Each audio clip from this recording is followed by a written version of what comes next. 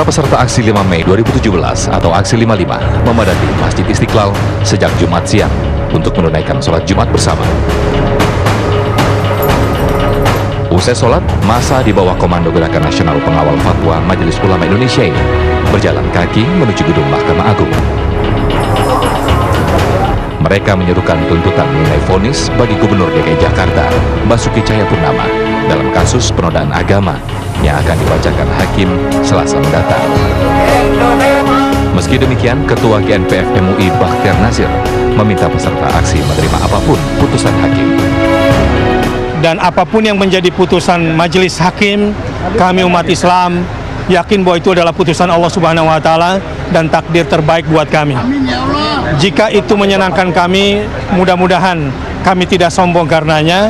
Dan jika itu tidak menyenangkan kami harus belajar untuk menerima apapun kenyataannya.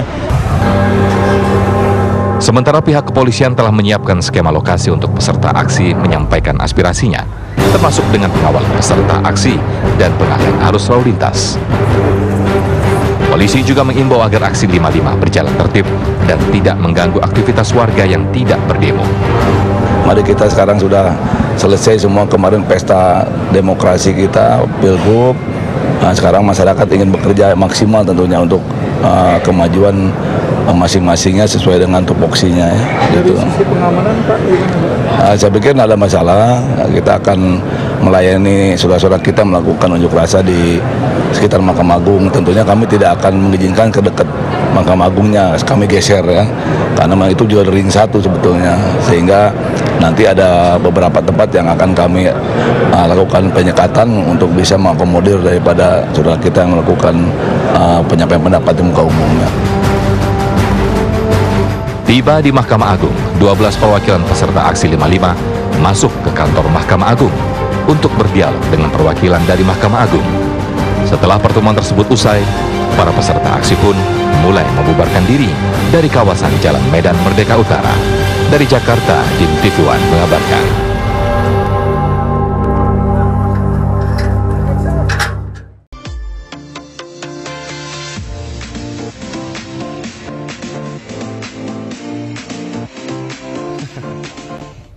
Ya, pemirsa, Indonesia boleh berbangga karena menorehkan prestasi tingkat dunia dalam bidang wisata halal dunia. Ya, dan Landstalk kali ini akan membahas topik wisata halal Indonesia jempolan, dan sudah bersama kita sudah hadir narasumber dari yang tentu saja sudah ahli di bidangnya gitu ya. Ada mantan Wakil Menteri Pariwisata dan Ekonomi Kreatif yang juga Chairman Indonesia Halal Lifestyle Center.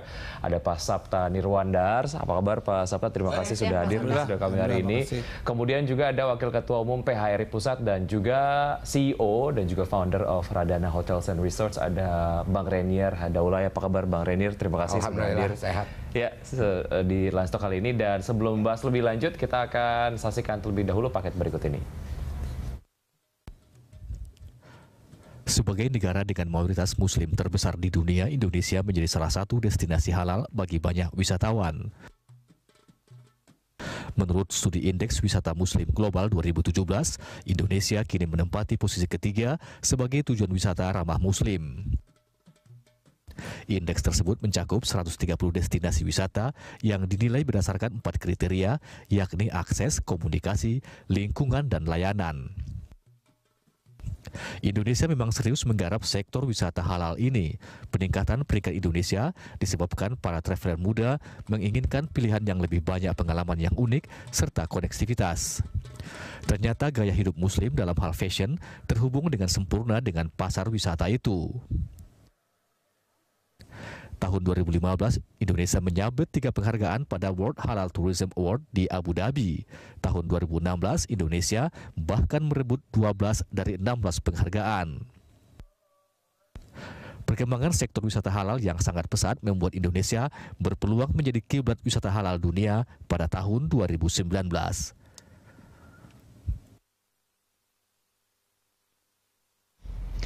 Ya, wisata halal Republik Indonesia jempolan. Nah, itu tadi kita naik peringkat ya. Betul sekali. Dari peringkat 4 kemudian ke peringkat 3. Ya, dan ini dunia lagi ya. Dan dunia ini untuk kategorinya ya. Betul sekali. Dan mungkin Pak Sapta punya insight ataupun mungkin point of view terkait dengan hal ini. Ini artinya buah dari kerja keras yang mungkin selama ini sudah dilakukan sebetulnya Pak Sapta ya. Iya, jadi sekarang Indonesia sudah tidak hanya dilirik, tapi orang sudah mulai percaya bahwa Indonesia juga bisa mengembangkan satu destinasi baru dan wajar karena Indonesia kan the biggest by population ya, Muslim countries. Jadi menurut saya ini sesuatu yang harus kita ambil. Nah, kita baru nomor 3. Yang lalu 2015, 2016 itu kita dari 6 lompat jadi 4. Di depan kita masih ada UAE dan saudara kita Malaysia.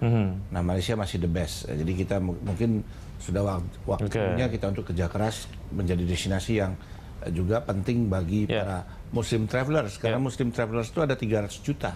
Jadi kita harus grab sebanyak mungkin untuk bisa mereka datang ke Indonesia. Apakah naiknya peringkat ini diikuti dengan jumlah wisatawan Muslim yang datang ke Indonesia? Itu pertanyaannya.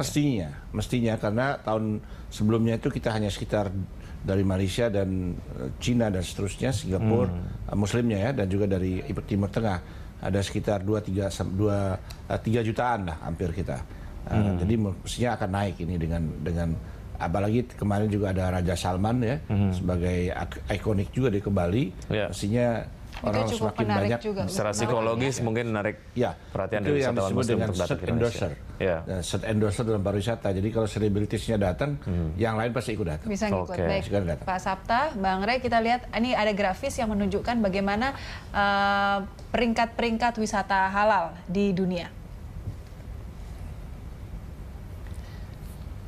Ya, di peringkat ke-1 ada Malaysia, Malaysia kemudian juga peringkat kedua ada Uni Emirat Arab, nomor 3 Indonesia, dan lain sebagainya gitu ya. Ini bisa Anda lihat.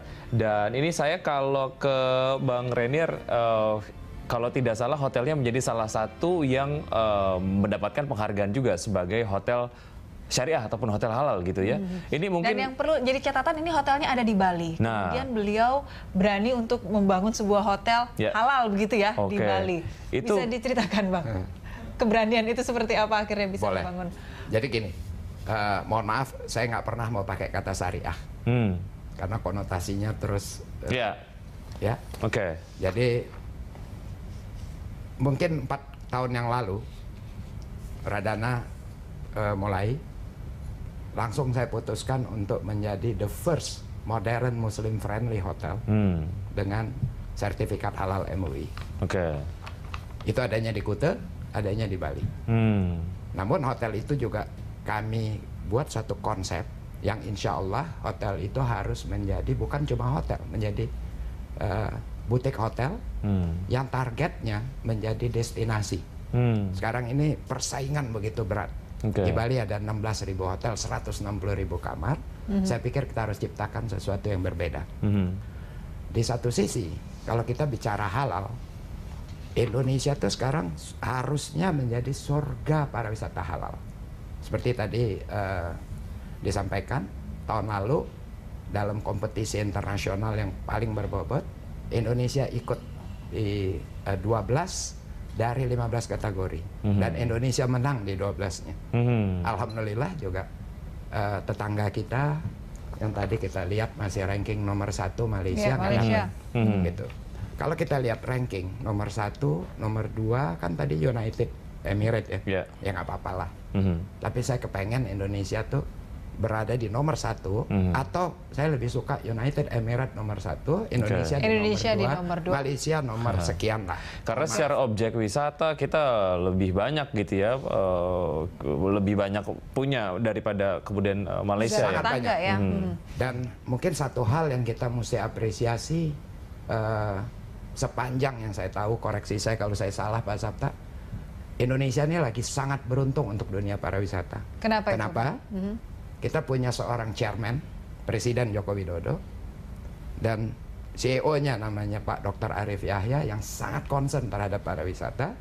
Dan sekarang mereka betul-betul bekerja keras, infrastruktur dibangun, konektivitas dibangun begitu mudah, dan CEO lain mendukung pariwisata seperti Menteri Perhubungan, Menteri PU, sehingga untuk akses sangat amat terbuka.